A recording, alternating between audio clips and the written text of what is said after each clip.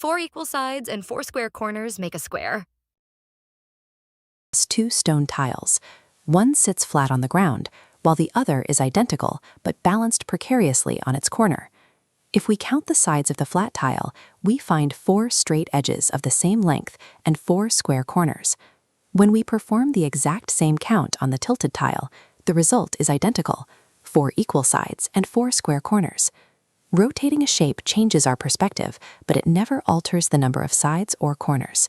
Yes, the tilted tile is still a square.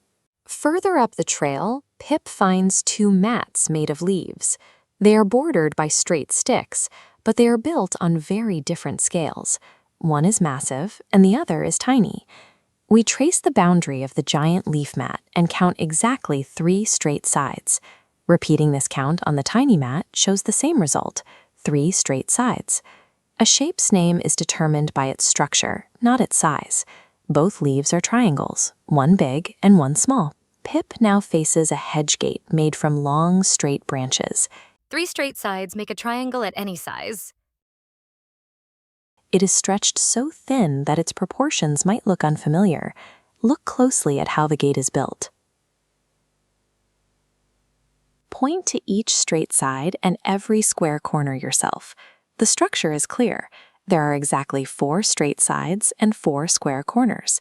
Even when a shape is long and thin, its geometric rules remain the same. The gate shape is a rectangle, even long and thin. Finally, we reach a ring made of 6 fitted stones. We see it sitting upright and again propped up at an angle. Counting the straight sides of the upright ring gives us 6. Turning the ring on its side might change the way it looks to Pip, but it still has exactly 6 sides. Internal structure is what defines a shape. The ring is a hexagon no matter how it is turned. Reading the structure of this meadow means identifying the physical truth of a shape, regardless of how it is positioned.